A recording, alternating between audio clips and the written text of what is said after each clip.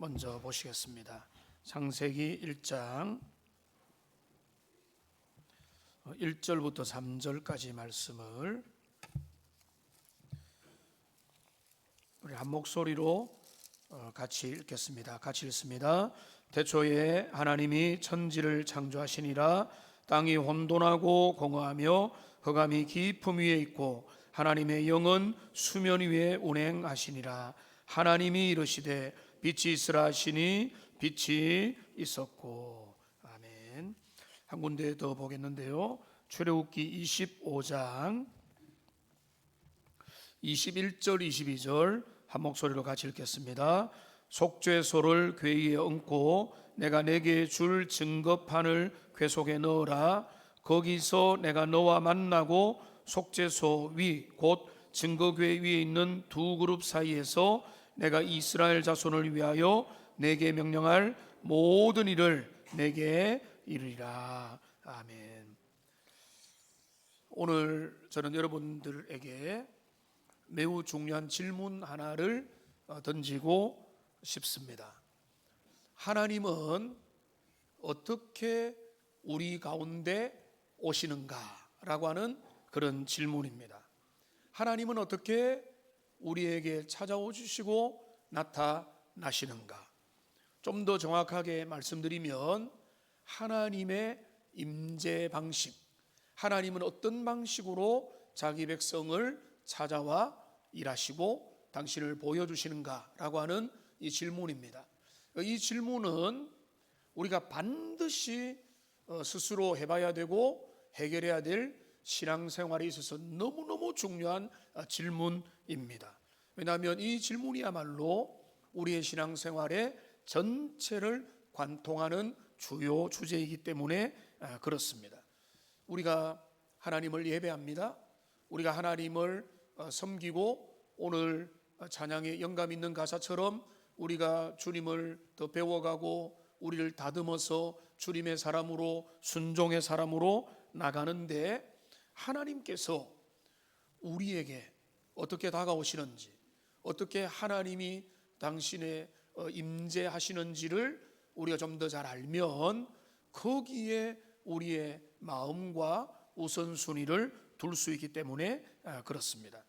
여러분, 하나님을 어떻게 만나고 계세요? 여러분, 하나님을 어떻게 만납니까?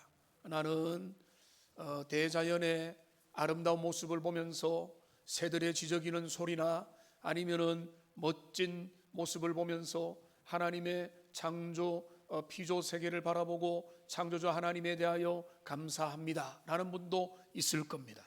어떤 분들은 기도하는 가운데 하나님의 속삭이는 음성이나 하나님이 내 옆에 계신다는 임재의 느낌을 받는 분도 있을 것입니다.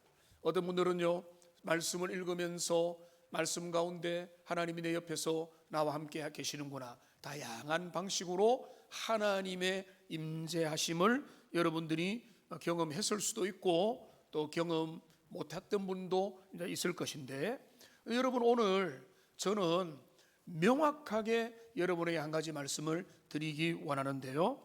여러분, 성경을 펼쳐보면 하나님께서 자기 백성을 만나시는 일관된 방식이 있습니다.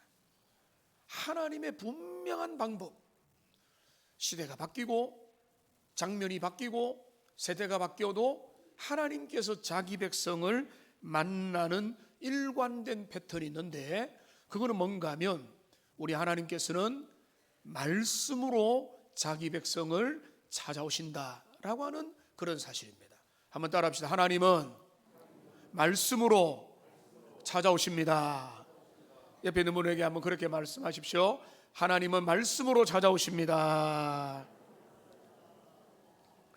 그러니까 하나님이 우리에게 다가오는 그 방식은요, 그 핵심은 말씀입니다. 오늘 그거를 짧은 시간에 전체적인 성경을 통해서 함께 살펴보기 원하는데요. 태초에 하나님이 말씀으로 천지를 창조하셨죠. 에덴 동산에서도 하나님은 말씀의 규례를 둠으로 그 백성들이 하나님의 영원한 복을 누리기 원하셨습니다. 광야의 이스라엘 백성들에게 주신 그 성막제도, 그 핵심은 바로 말씀 가운데 임재하심입니다. 성전도 그렇고 새 시대가 되어서도 말씀이 육신이 되어 우리 가운데 오신 분이 누구십니까? 예수님이시죠. 예수님이 말씀이 육신이 되어 우리 가운데 오셔요. 우리가 주님의 성전된 몸으로서 주님의 말씀이 성령의 은혜 가운데 우리 가운데 임재하게 되는 것입니다. 그러니까 여러분, 창세기부터 계시록까지 구약 전체와 신약에 이르기까지, 옛 언약에부터 새 언약에 이르기까지 변하지 않는 일관된 진리가 있는데, 우리 하나님은 말씀하시는 하나님이고 우리 하나님은 언제나 자기 백성들 가운데 말씀으로 찾아오신다는 그런 진리입니다. 오늘 이것이 우리에게 깨달아지고 오늘 우리가 이 여정을 함께 따라가 보기를 원합니다. 먼저 하나님의 창조 사건, 하나님께서 6일 동안에 무에서 유로 창조를 했는데요.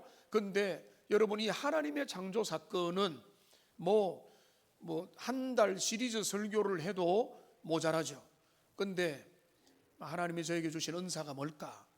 그 중에 작지만 은사 중에 하나는 복잡한 것을 단순하게 하나님이 하도록 저 자신에게 요청하고 여러분에게 그렇게 전달해 주기를 원합니다. 어떤 사람은 단순한 걸 복잡하게 만들잖아요.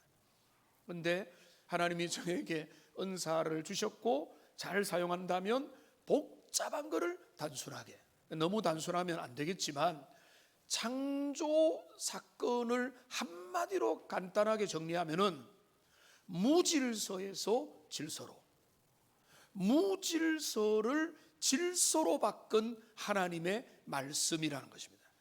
그러니까 하나님의 창조에 보면은 첫날 뭐 만드셨고 둘째 날 뭐 만드셨고 이런 많은 내용들이 있지만은 그 모든 내용들 중에서 중요한 그 주제는 뭔가 하면 무질서한 세상, 혼돈 가운데 있는 세상이 질서가 유지되는 아름다운 패턴과 질서와 법칙이 유지되는 그 피조 세계로 탈바꿈하게 되더라는 것입니다.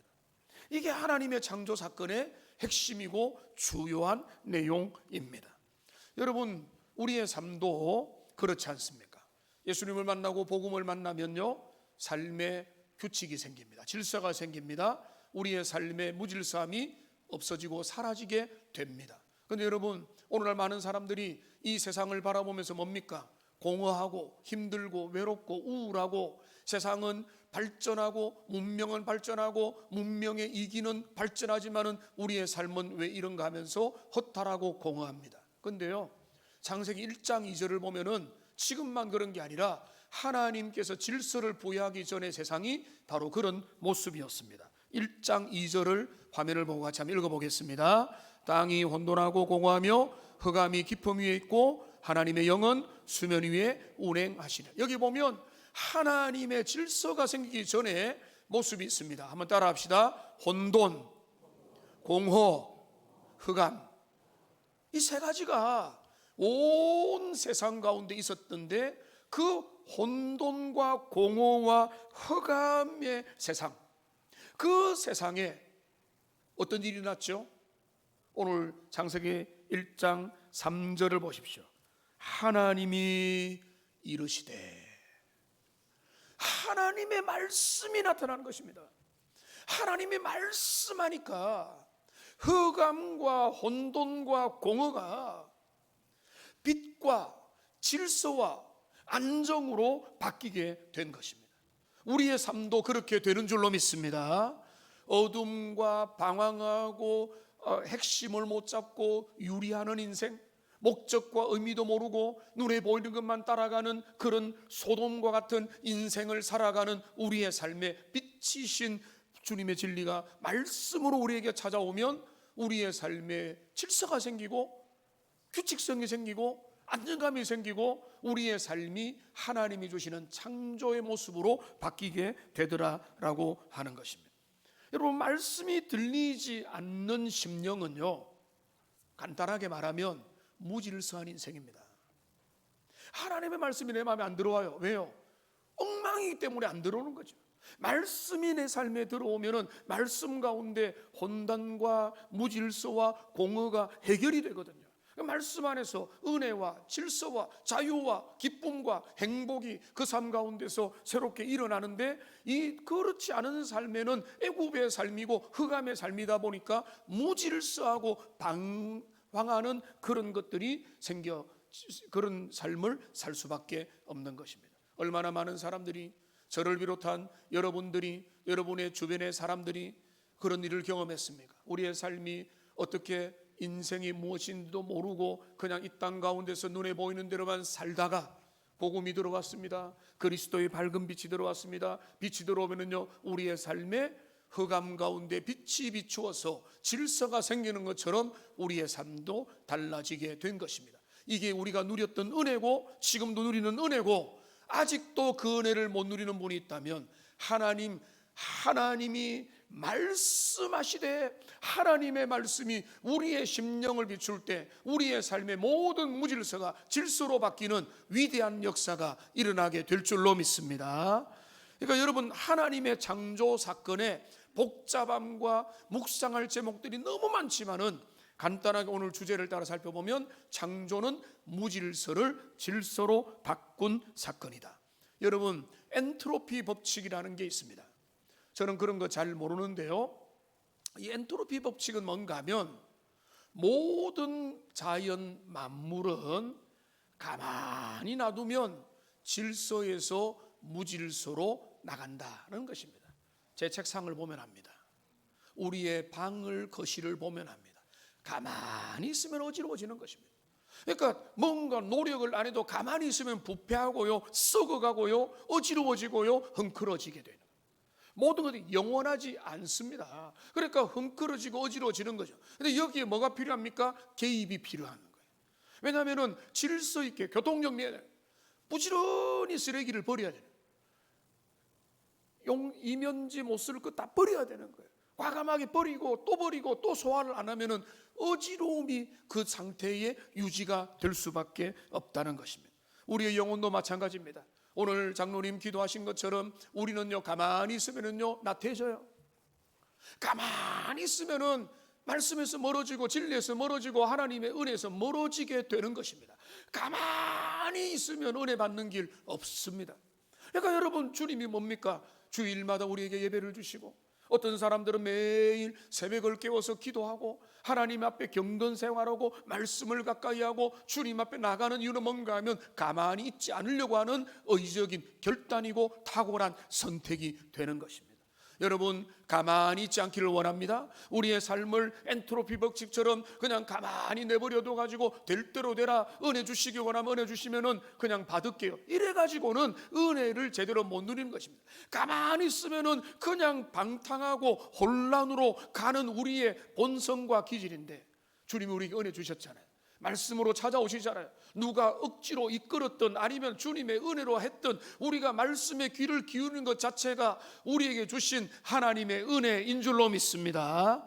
근데 여기서 좀 더 나가서 부지런히 말씀을 읽고 하나님 앞에 나가고 주님이 주시는 은혜를 따라 말씀을 따라 나갈 때 우리의 삶은요, 더 질서 있게, 매력 있게, 아름답게 바뀌게 되는 것입니다. 이런 은혜가 우리 모두에게 임하기를 주님의 이름으로 축원합니다. 그러니까 여러분, 하나님의 창조의 원리 속에 하나님은 말씀으로 세상을 창조하며 혼돈과 무질서와 공허의 세상을 질서와 통치와 정돈된 세계로 하나님이 그 백성들 피조 세계를 이끌어 가셔서 하나님이 창조하셨다. 이거를 우리가 먼저 기억을 하셔야 됩니다.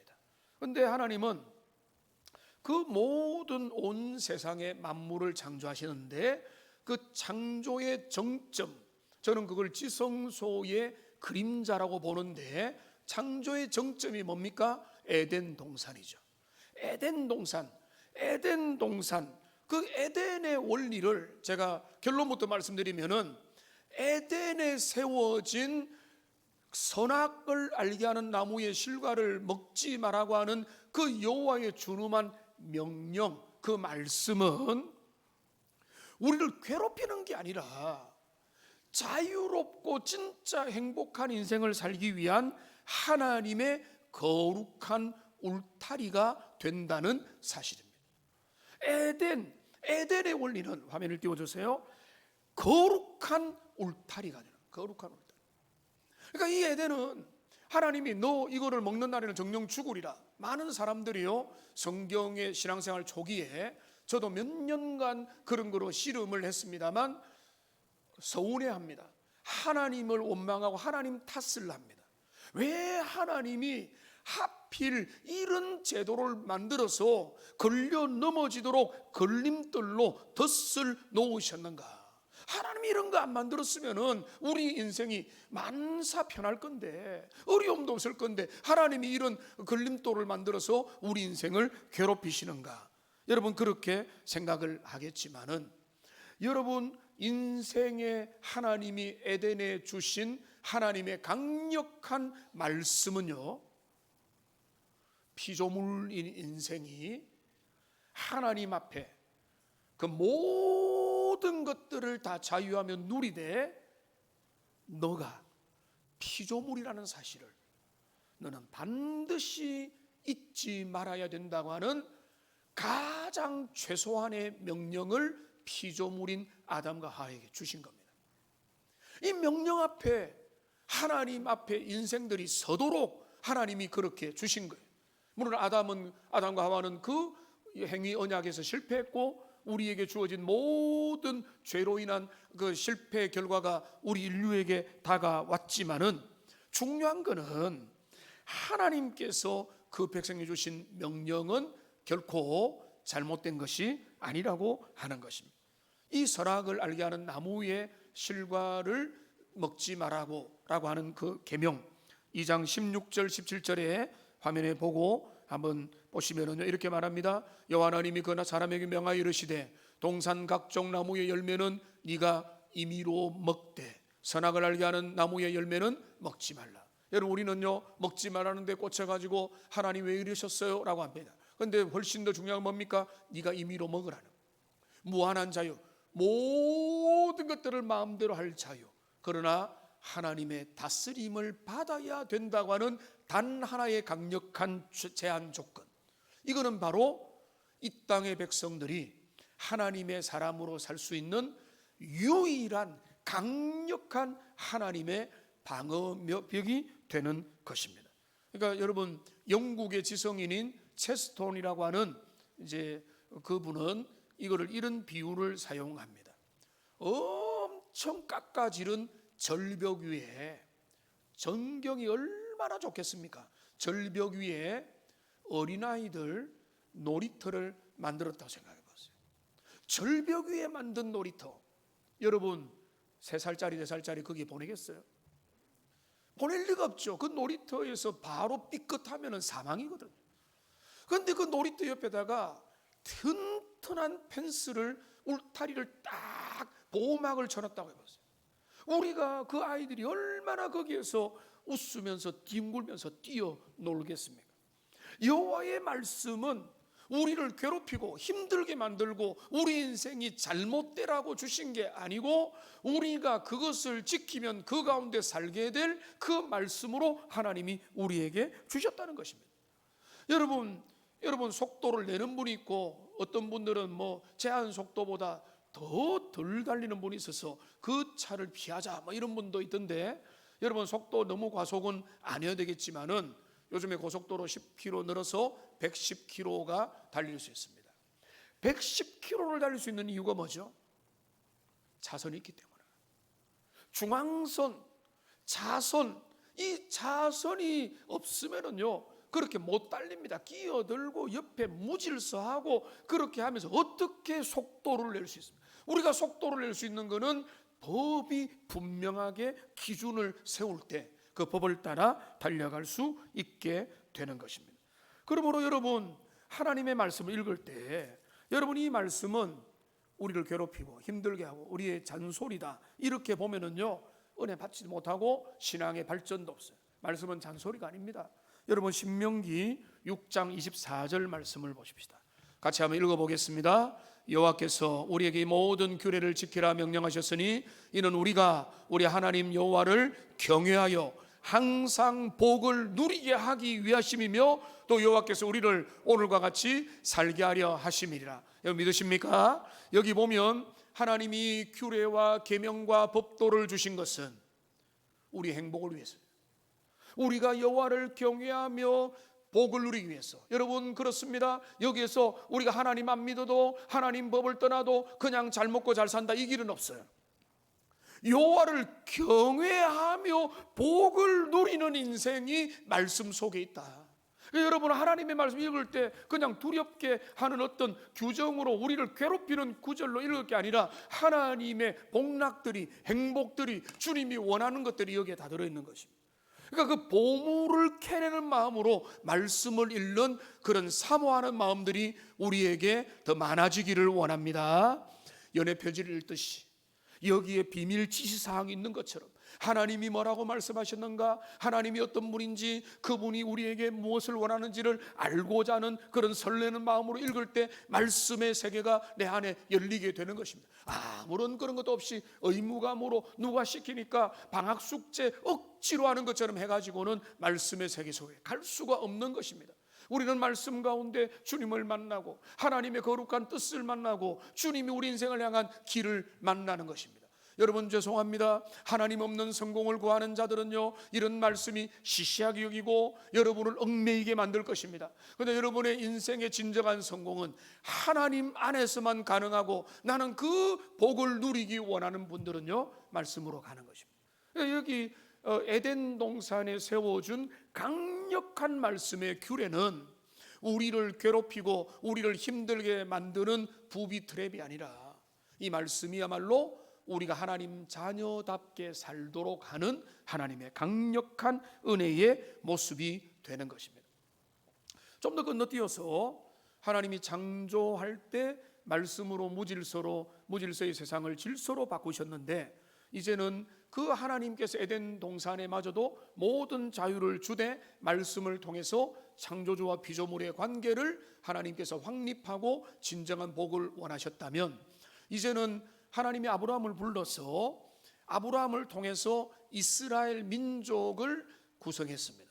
수백만 명의 사람들이 애굽을 탈출하게 되는 출애굽의 상황으로 가보면 하나님께서 이스라엘 백성들이 자 우리가 한 300명이 1박 2일 2박 3일에도 할 일이 얼마나 많이 있겠습니까? 가족 수양회 하면은 할 일이 정말 많겠는데 100만 명 이상 되는 수많은 사람들이 광야길을 걸어가는데 얼마나 많은 부담이 되고 질서가 필요하겠습니까? 거추장스러운 모든 것 다 버려야 되죠. 하나님 뭐라고 하십니까? 너희는 광야에서 성막을 만들어라. 그냥 성막이 아니라 이동 성막입니다. 그냥 고정해 놓고 버리고 떠나는 게 아니에요. 이동하면 같이 움직이는 거예요. 레위 지파를 중심으로 레위 사람과 제사장들 지파 이 사람들이 이 이동 성막을 만들어라라고 했는데 그 성막을 보시면 이 화면에 보십시오. 여러분 이거 제가 그렸겠습니까? 당연히 제가 안 그렸죠. 그런데 이게 아주 이제 저는 요즘 기분이 너무 좋아요. 제가 이게 성경 설교 보조자료를 만들어요. 예전에 한 10시간, 20시간 해도 이거 10분의 1밖에 안 나오는데 여러분 조금만 노력을 해도 좋은 작품이 나오기 때문에 여러분과 함께 나눌 수 있어서 너무 좋은데요. 그런데 이걸 보면은 광야의 성막을 왼쪽에서 오른쪽으로 보도록 이 지시는 제가 한 거예요. 왼쪽에서 오른쪽으로 보도록 만들어줘. 스타일도 만들어줘. 이러면은 쫙쫙 만들어주니까 얼마나 기술력이 좋아졌습니까? 근데 여기 보면은 광야가 있습니다. 광야에서 이 지성소로 들어가는데 먼저는 성소의 뜰로 들어갑니다. 뜰 안에 들어가면은 이제 물두멍이 있고 손을 씻고 난 다음에 그 뭐가 있습니까? 성소가 있어요. 성소. 그리고 그 성소를 지나가면은 어디가 있는가 하면은 지성소가 있어요. 지극히 거룩한 곳. 근데 이 지성소에 빨간 표지가 되어 있는데 이 지성소에 있는 거, 여기서 이제 보면은 구약에 뭐 레위기, 출애굽기, 민수기 복잡한 내용이 많지만은 이 복잡한 내용이 이 그림 속에 강력한 주제로 나타나는 뭔가 하면 광야에서 부름받은 사람이 들로 들어와서 성소로 나가고 지성소로 들어가는데, 여기에서 중요한 게 있는데요. 출애굽기 25장 우리가 읽었던 21절 22절을 보세요. 여러분 이 구절을 여러분 보시면 여기에 바로 뭐라고 했는가? 21절에 속죄소를 궤 위에 얹고 내가 내게 줄 증거판을 궤 속에 넣어라. 여러분 그림을 여기 이제 화면의 그림을 보면 이제 광야에서 뜰로 들어가고 성소를 나가서 지성소에 함부로 들어갈 수 없는 거룩한 지성소 안에는 뭐가 있는가 하면 증거궤가 있는 거예요.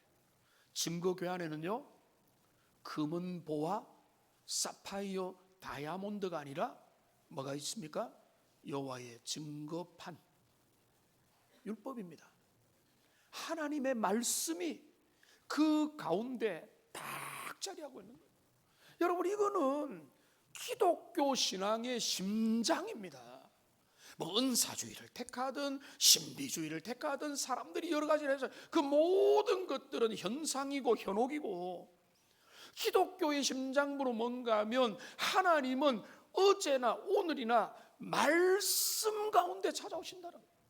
그러니까 지성소가 왜 거룩한 곳인가 하면 그 거룩한 곳에 말씀으로 찾아오시는데, 오늘 여러분 우리가 읽었던 21절에 보면은 화면에 그림은 그대로 띄워주시고 21절에 보면은 속죄소를 궤 위에 엎으라. 한번 따라합시다. 속죄소. 그러니까 여러분 우리가 익숙하지 않은 용어니까 모르는데, 여러분이 가장 중요한 그 자리에 말씀이 있고 속죄소가 있는 거예요. 그러니까 이 속죄소라는 것은 간단하게 말하면 성령의 은혜로 우리의 죄를 속하시는 그리스도 예수의 사랑, 그리스도의 희생, 십자가의 은혜, 성령의 능력을 상징하는 것입니다. 속죄소로 덮은 아래에 말씀이 있는 것입니다. 그러니까 이 의미가 너무너무 중요하기 때문에 저는 이제 로이 존스 목사님의 그 내용을 좀 빌려서 이제 말씀을 드리면, 로이 존스 목사님은 이렇게 말한 것입니다. 말씀 없는 은혜는 값싼 방종이고 은혜 없는 말씀은 차가운 율법주의다. 여러분 제가 이 말을 누누이 말씀을 드렸는데, 오늘 주님이 원하시는 그 광야의 성막의 지성소의 핵심에 있는 속죄소, 언약궤 안에 있는 이 두 가지, 속죄소로 덮은 언약의 증거의 말씀. 여러분 이거는요 성령과 말씀의 은혜가 말씀으로 역사해야 되는 기독교 신앙의 진수를 여기에서 말해 주는 것입니다. 여러분 이 두 가지의 균형을 잘 찾아야 됩니다. 어떤 사람은요 은혜 하는데 말씀은 꽝이에요. 성경 제대로 읽지도 않아요. 은혜 받으면 되지.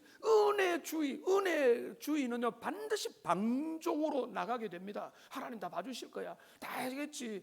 하나님은 말씀의 규례를 통해서 주님이 원하는 길들을 우리에게 보여주는데 은혜만 외치고 있다면 그거는 방종으로 빠집니다.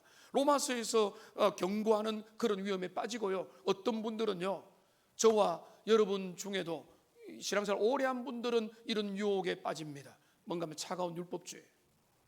성령을 압니다. 지식이 있습니다. 근데 거기에 은혜가 없어요.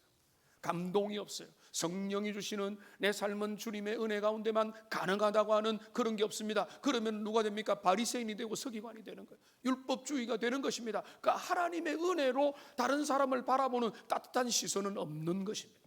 그러니까 우리는 이 두 가지가 다 잘못된 것입니다. 어느 것이 더 잘못됐냐? 그런 거 없어요. 둘 다 잘못된 거예요. 차라리 예수님은요 바리새인과 서기관들과 싸웠어요. 그들의 잘못이 더 크기 때문에 그런 거죠. 말씀 가지고 사람을 괴롭히는 거, 지식을 가지고 사람들을 힘들게 만드는 게 더 큰 죄이기 때문에 예수님은 바리새인과 서기관들과 일생일대에 물러서지 않는 진리의 싸움을 싸우신 것입니다. 그런데 중요한 것은 다시 본질로 돌아가면 광야의 성막의 성소 안에, 지성소 안에 들어가 보니까 그 안에 뭔가 하면 여호와의 말씀이 자리하고 있더라. 우리 기독교는 말씀의 종교입니다. 그러니까 여러분, 말씀을 시시하게 여기는 사람이 있으면은 여러분 걸러들어야 됩니다. 조심해야 됩니다. 그들의 신앙이 견고하지 않음을 알아야 되는 것입니다. 말씀하는데 은혜가 없는 사람도 조심해야 돼요.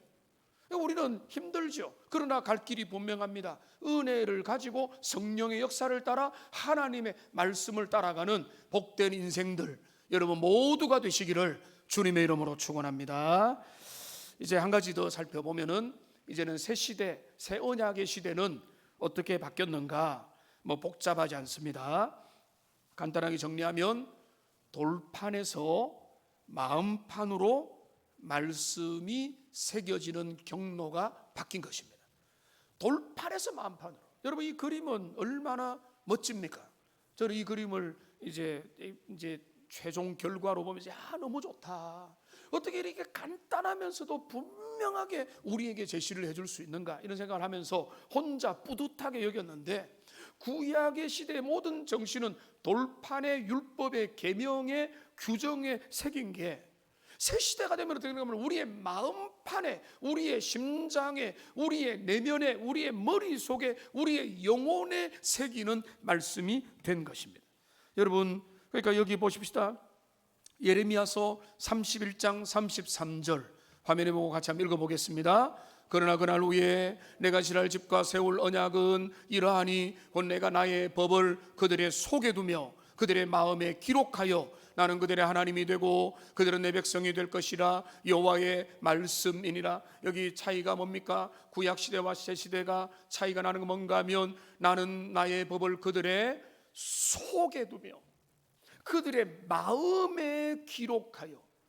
그러니까 그 관계는 구약이나 신약이나 똑같지만은 이제 성령께서 교회 가운데 임하여서 성령께서 각자의 마음 가운데 말씀으로 다가오시고 그들의 마음 가운데 말씀의 임재를 경험할 수 있도록 하나님께서 이끌어 가신다는 것입니다. 여러분, 고린도전서 6장은 또 이야기를 우리에게 하고 있습니다. 너희 몸은 너희가 하나님께로부터 받은 바, 띄워주세요, 성령의 전인 줄을 알지 못하느냐. 너희 몸이 성령의 전으로 바뀌게 된 것입니다. 돌판에 새겨진 여호와의 말씀, 에덴 동산에 규례를 세워진 그 말씀이 우리의 몸에게, 우리의 마음으로 다가와서 우리에게 성령께서 하나님이 거하시는 존재가 된 것입니다. 자, 그러면 새 시대를 살아가는 우리에게 중요한 결론은 뭡니까? 우리가 뭘 붙잡아야 되겠습니까? 그건 당연합니다. 우리의 마음의 지성소를 점검해야 되는 것입니다. 내 마음의 지성소, 내 내면은 무엇이 다스리고 있는가? 정욕이 다스리는지, 물질이 다스리는지, 세상의 자랑이, 성공이, 세상의 우상이, 내 자녀들이, 나의 어떤 커리어가 나를 다스리고 있는지, 아니면 내 마음을 주님의 말씀이 다스리는지. 말씀이 가라면 가고 말씀이 서라면 서는 그런 말씀이 나를 다스리는 거지. 여러분, 정말로 중요한 건 뭔가 하면, 여러분, 중요한 것은 여러분 여기 9절에 나와 있습니다. 고린도후서 6장 16절을 보겠습니다. 같이 한번 찬찬히 읽어보겠습니다. 하나님의 성전과 우상이 어찌 일치가 되리요? 우리는 살아계신 하나님의 성전이라. 이와 같이 하나님께서 이르시되 내가 그들 가운데 거하여 두루 행하며 나는 그들의 하나님이 되고 그들은 나의 백성이 되리라. 이 구절에서 저는 두 가지 말씀드리겠습니다. 우선은요, 성전과 우상이 어찌 일치가 되려요? 성전이 어디 있죠? 성전이 어디 있다고 했습니까? 우리의 마음 가운데 있잖아요. 우리의 마음 가운데. 앞에 있는 화면에 구절을 띄워주면 되겠는데, 성전과, 하나님의 성전과 우상은 일치될 수가 없는 것입니다.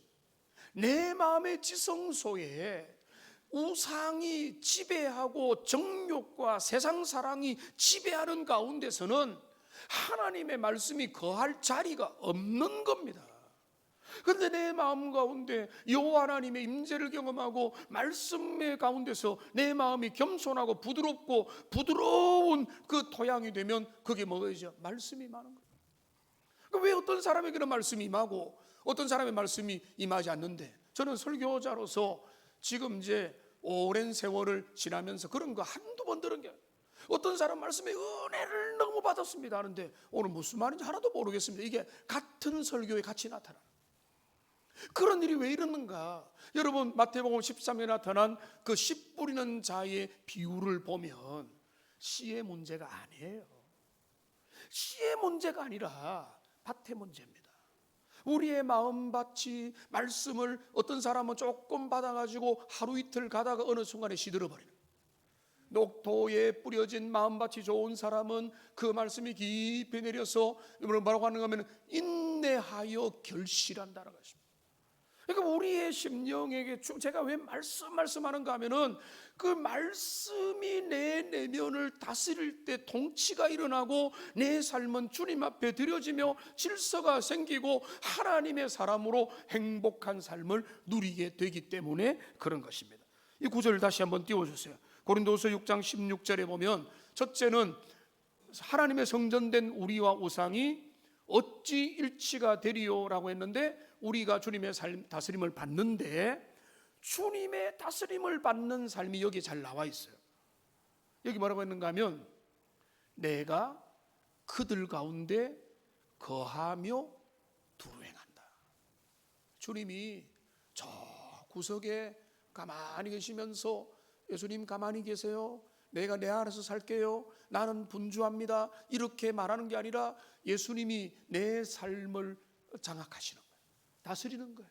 나의 건강 문제, 시간 문제, 내 인생 문제, 내 자녀 문제, 내 삶의 모든 것들도 주님이 거하고 두루 다니면서 그 문제 앞에서, 너 그 문제 앞에서 이렇게 하자, 내가 너에게 말씀하지 않느냐, 그 인도를 하는 그 삶이 바로 그 지성소에 주님을 모시는 삶이 되는 것입니다. 우리의 마음의 지성소를 다시 한 번 더 점검하고, 그래서 우리의 마음이 하나님의 말씀이 임하도록 우리의 마음을 부드럽게 하십시오. 오늘 장로님 기도하신 대로 말씀을 평가하고 판단하고, 이 설교 50점, 이 설교 60점, 이 설교는 예화가 좋고 저 설교는 어떻다, 표준 말이다, 이런 거 의미 없습니다. 하나님의 말씀을 나를 향한 주님의 교훈으로 받고, 그 말씀을 통해서 내게 가르치는 교훈이 뭔가를 생각하고 창념하는 은혜가 여러분에게 회복되기를 주님의 이름으로 축원합니다. 지난 주일 한 청년이 저한테 와가지고, 목사님, 제가 노트를 하나 샀는데 이 노트에 연초부터 해가지고 설교를 요약하고 정리하기 시작했는데 너무 좋아요라고 하면서 이야기하더라고요. 제가 더 좋죠. 말씀 가운데 자라가기 원하고, 하나님의 말씀을 이제 알아가기를 원하고, 말씀에 대한 관심을 가지는 거. 여러분, 다른 게 아닙니다. 누가 성장한다, 누가 성숙한다, 그 사람은 뭔가 말씀에 관심을 가져요. 말씀에 빠지는 겁니다. 말씀을 사랑하는 겁니다. 누가 오랜 생활했는데 이제 말씀을 멀리한다, 그 사람 지금요 식은 거예요.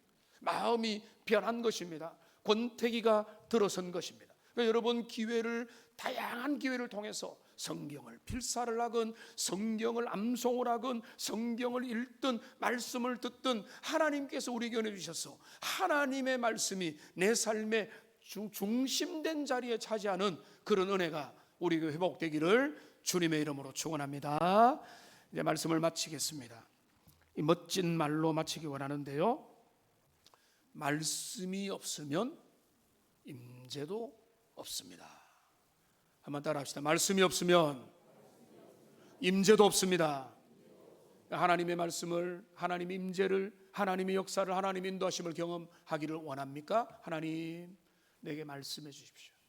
내가 주님의 말씀을 사모합니다. 주야로 묵상합니다. 가까이 합니다. 그 말씀 앞으로 나갈 때 하나님 임재하시고, 말씀 가운데 나타나시고, 창조시에 나타났던 말씀, 에덴 동산에서 보여줬던 말씀, 광야의 성막과 이동 성소와 그리고 구약의 성전의 말씀 가운데 나타났던 말씀, 그리스도 안에서 새 시대의 성령 가운데 우리 가운데 말씀으로 주시는 그 말씀의 은혜가 오늘 우리에게 계속해서 임하여서 말씀의 임재를 통하여 주님의 통치를 받고 믿음으로 지혜롭게 하나님의 사람으로 살아가는 복되고 복된 인생 다 되시기를 주님의 이름으로 축원합니다. 기도하겠습니다. 살아계신